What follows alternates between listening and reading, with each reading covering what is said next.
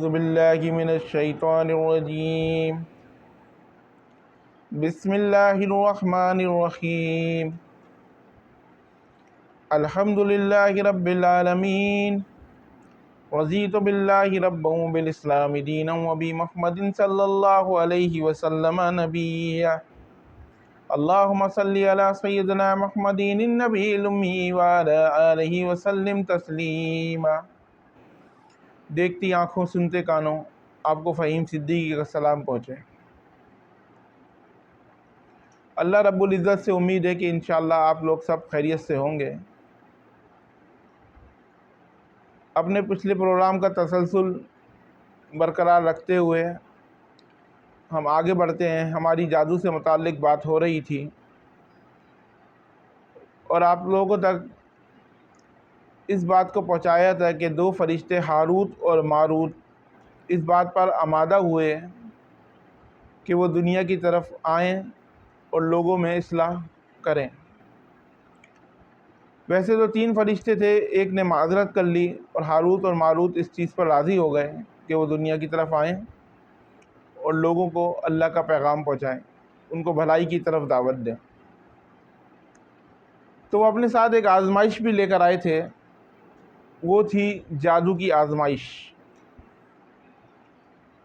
لوگ اس سے واقف تو تھے کیونکہ حضرت سلیمان علیہ السلام کے زمانے میں بھی یہ چیز رائج ہو چکی تھی شیاطین جنات کی طرف سے۔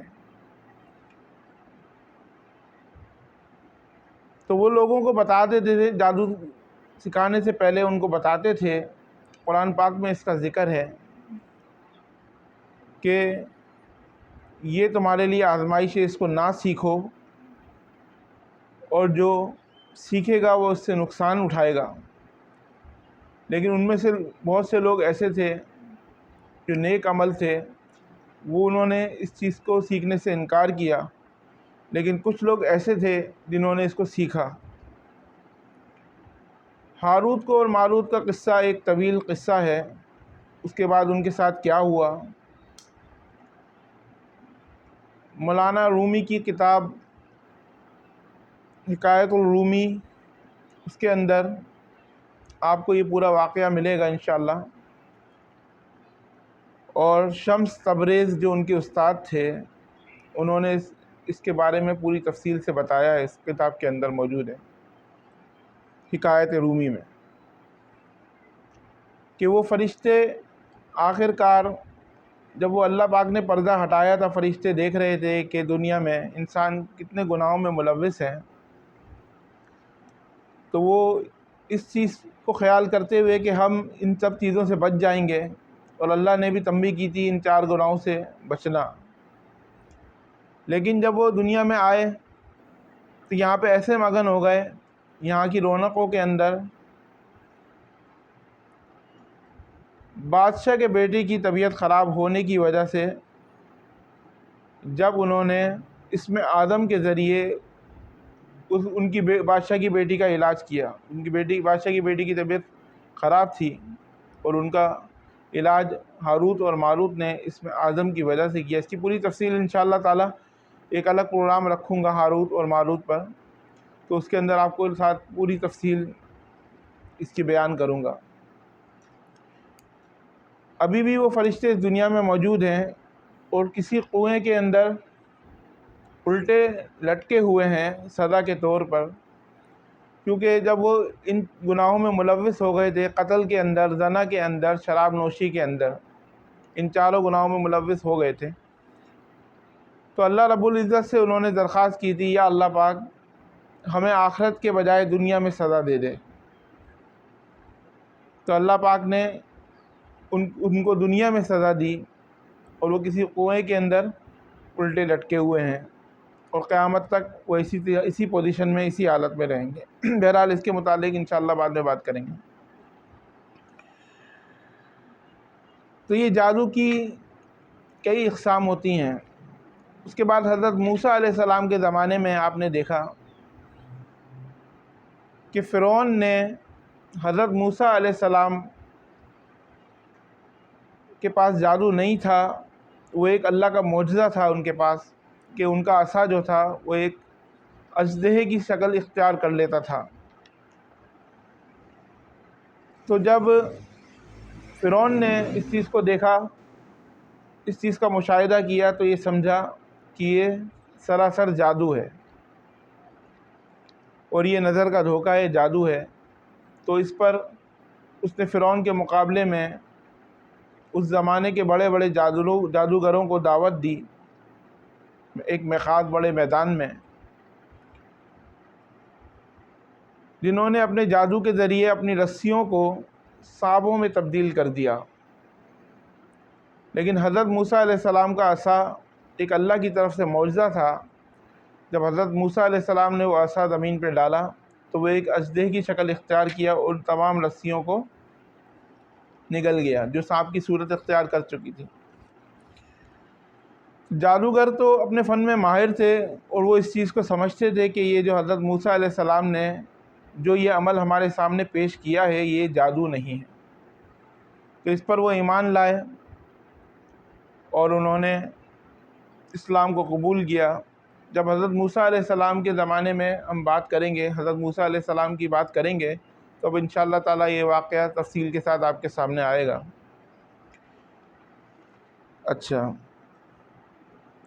جادو کے لیے عربی زبان میں جو لفظ استعمال ہوتا ہے وہ ہوتا ہے سحر کا۔ دو لفظ ہیں، ایک سحر ہے، ایک سحر ہے۔ سحر کہتے ہیں جادو کو اور سحر کہتے ہیں صبح کو، ٹھیک ہے نا؟ اس چیز کو مد نظر رکھیے، بہت سے لوگ یہ نام غلط استعمال کرتے ہیں۔ عرب کے مطابق جادو کا نام سحر اس لیے رکھا گیا کہ یہ تندرستی کو بیماری میں تو بدل سکتا ہے لیکن بیماری کو تندرستی میں نہیں بدل سکتا۔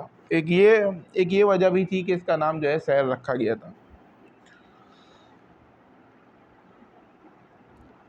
الحزری لغت، ایک لغت ہے، اس کا نام ہے الحزری، میں کہتے ہیں کہ جادو کسی چیز کی حقیقت سے اس کو پھیر دینے کا نام ہے، یعنی جو کچھ نظر آ رہا ہے وہ دراصل ہے نہیں، یعنی یہ نظر کا دھوکہ بھی کہہ لیں آپ ایک لحاظ سے۔ جادو کی مختلف اقسام ہوتی ہیں، وہ بیان کر رہا ہوں۔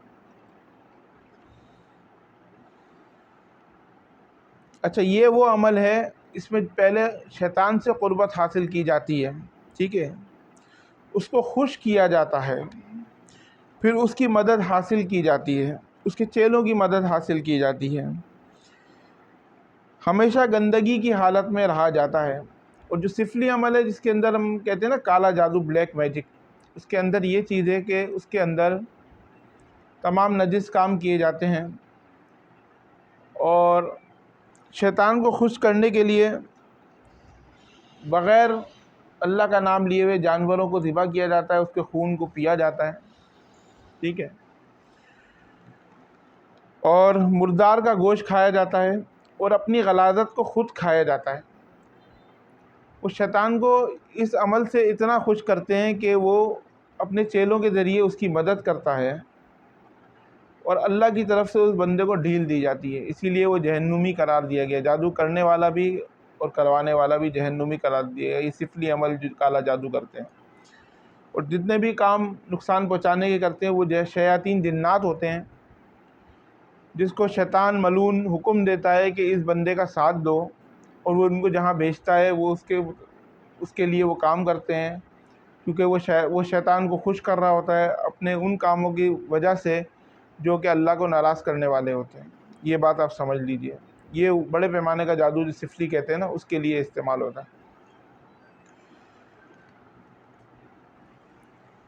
لبید بن الاشم کو 3 دینار کے بدلے حضور صلی اللہ علیہ وآلہ وسلم کے اوپر بھی جادو کیا گیا، لیکن وہ جادو یہ نہیں تھا کہ حضور پہ تو جادو ویسے ہو ہی نہیں سکتا، کیونکہ قرآن پاک حضور پاک صلی اللہ علیہ وآلہ وسلم پر پورا نازل ہوا اور اللہ کے وہ رسول تھے۔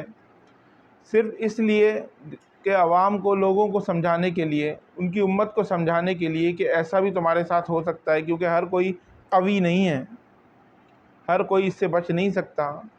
اس سے وہ لوگ بچ پاتے ہیں جو کہ اللہ کے احکام پہ چلے، نماز پڑھ رہے ہیں، قرآن پاک پڑھ رہے ہیں، ٹھیک ہے۔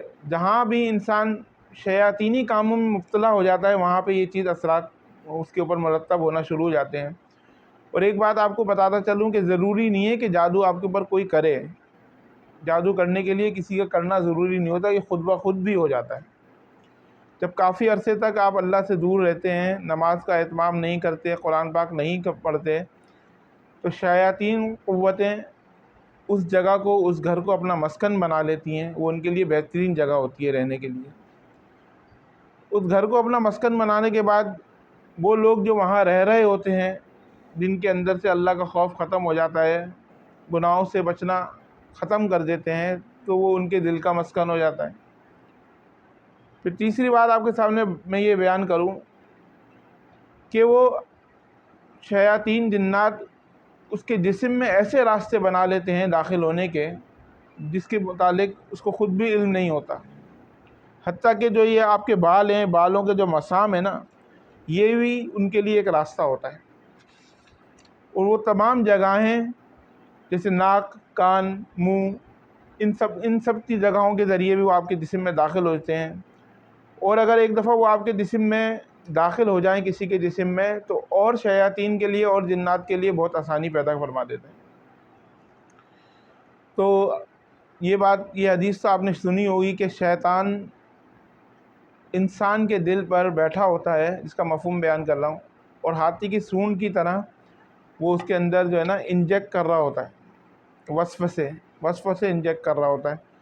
جب انسان اللہ سے دور ہو جاتا ہے تو وہ شیاطین اس سے قریب ہو جاتے ہیں اور اس کے دل تک پہنچ جاتے ہیں.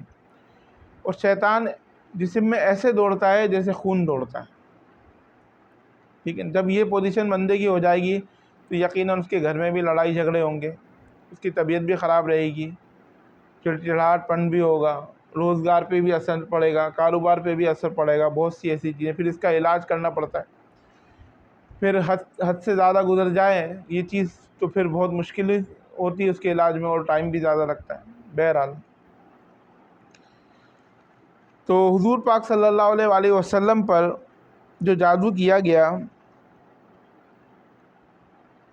بن الشام کو 3 دینار کے بدلے جادو کرنے پر آمادہ کیا. یہ ایک جادوگر تھا، ٹھیک ہے نا، اشم، یہ ایک جادوگر تھا. اور ایک چھوٹی لڑکی جو حضور صلی اللہ علیہ وآلہ وسلم کے گھر میں آتی تھی، اس کے ذریعے چند بال منگوائے. اچھا،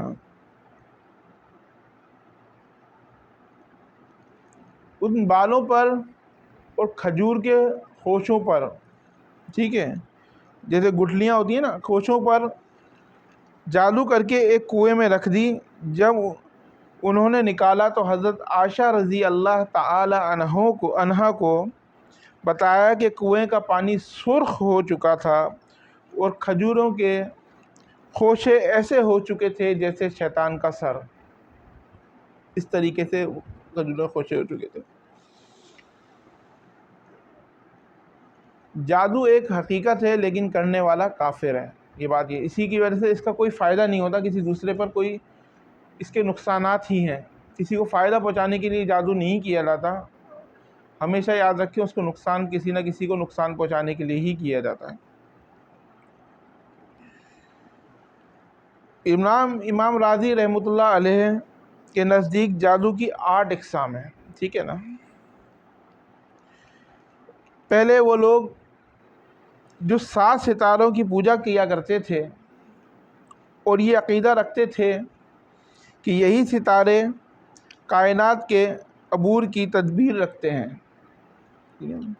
دوسرے قسم میں اصحاب اوہان، یعنی وہم کرنے والے لوگ. اس کی مثال ایسے دی جاتی ہے کہ وہم کرنے والے اصحاب اوہان وہ لوگ جادوگر تھے جو کہ انسان کے ذہن میں وہم ڈال دیتے تھے. یہ بھی ایک بیماری ہے وہم. جیسے ایک لکڑی کا تنا اگر میں زمین پہ رکھا ہوا ہے نا، تو آپ سے ہم کہیں گے کہ آپ اس کے تنے کے اس طرف چلے جائیں تو آپ آرام سے چلتے ہوئے چلے جائیں گے، کوئی آپ کو جانے میں کوئی مشکل پیش نہیں آئی. اگر یہی تنا میں کسی نہر پہ رکھ دوں نا، تو آپ وہاں پہ جانے کے لیے 50 دفعہ سوچیں گے. ایک وہم آپ کے دماغ میں پیدا ہونا شروع ہو جائے گا، یار میں کہیں گر تو نہیں جاؤں گا بیچ میں. تو یہی وہ عمل ہوتا ہے جس سے انسان کے ذہن میں یہ چیزیں پیدا ہونا شروع ہو جاتی ہیں، وہم شروع ہو جاتے ہیں. اور شک و شبہات پیدا فرما دیتے ہیں۔ اللہ پاک میاں بیوی کے درمیان میں لڑائی جھگڑے پیدا ہونا شروع ہو جاتے ہیں، گھر میں اولاد نافرمان ہونا شروع ہو جاتی ہے، ٹھیک ہے، بہت سی ایسی چیزیں ہوتی ہیں جس کے اثرات گھروں پہ مرتب ہوتے ہیں۔ تو اس کے لیے پھر اس کا علاج کیا جاتا ہے باقاعدہ طور پہ، قرآنی آیات کے ذریعے، قرآنی صورتوں کے ذریعے اس کا علاج کیا جاتا ہے۔ کچھ عمل ایسے ہوتے ہیں جو انسان کو خود کرنے پڑتے ہیں، وہ خود کرتا ہے تو زیادہ بہتر ہوتا ہے، لیکن جب جادو بہت زیادہ بڑھ جاتا ہے تو اس کے لیے کرنا مشکل ہوتا ہے۔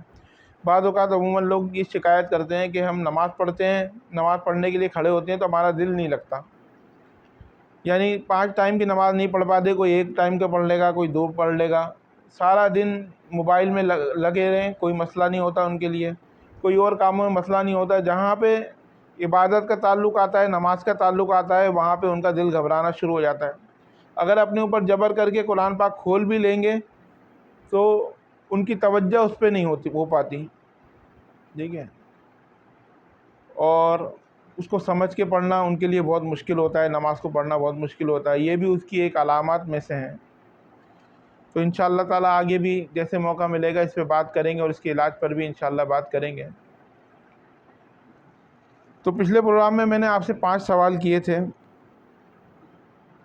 تو ان کے جوابات سن لیجئے کہ پہلا سوال تھا کہ جہنم کے کتنے دروازے ہوں گے؟ تو جہنم کے 7 دروازے ہوں گے، ٹھیک ہے نا۔ اور خانہ کعبہ کا نقشہ سب سے پہلے کس نے بنایا تھا؟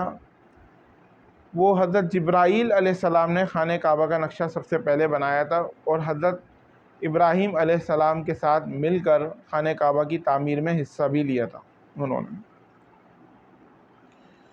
دنیا میں سب سے پہلے کھجور کا درخت کس نے لگایا؟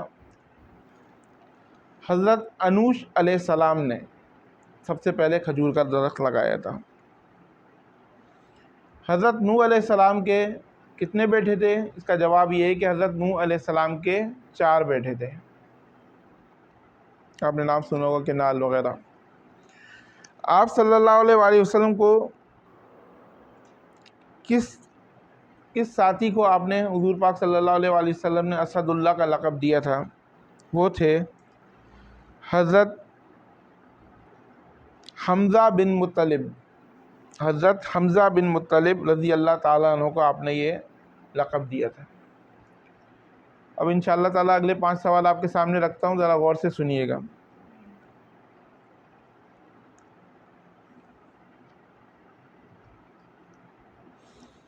وہ کون تھا جس نے خانہ کعبہ میں حاجیوں کو قتل کیا تھا؟ پہلا سوال ہے، وہ کون تھا جس نے خانہ کعبہ میں حاجیوں کو قتل کیا تھا؟ دوسرا سوال، فتح مبین قرآن مجید میں کسے کہا جاتا ہے؟ تیسرا سوال، کس فرشتے کو یہودی اپنا دشمن سمجھتے ہیں؟ یہ جو یہودی ہوتے ہیں کون سے فرشتے ایسے ہیں جن کو وہ اپنا دشمن سمجھتے ہیں؟ آسان سوال ہے، اس کا جواب تقریباً لوگوں کو پتہ ہوگا۔ دنیا میں سب سے پہلے طلاق کس نے دی تھی؟ طلاق کا جو رواج پڑھا تھا، یہ دنیا میں سب سے پہلے کس نے دی تھی؟ اور حضور صلی اللہ علیہ وآلہ وسلم نے کس قبیلے کی بکریاں چرائی تھیں؟ وہ کون سا قبیلہ تھا جس کی بکریاں حضور پاک صلی اللہ علیہ وآلہ وسلم نے چرائی تھی، وہ سعادت ان کو حاصل ہوئی تھی اس قبیلے کو، ٹھیک ہے نا۔ پھر انشاءاللہ تعالیٰ اگلے پروگرام میں پھر بات ہوگی آپ سے، اور ہمارا سلسلہ انشاءاللہ جاری رہے گا حضرت آدم علیہ السلام کے اوپر۔ ابھی ہمارا سلسلہ چل رہا ہے، تو کوشش ہوگی ابھی اسی پہ بات کریں آگے جا کے۔ تو اپنا، دوستوں کا، رشتہ داروں کا، سب کا خیال رکھیے گا۔ انشاءاللہ پھر ملاقات ہوتی ہے۔ السلام علیکم ورحمۃ اللہ وبرکاتہ۔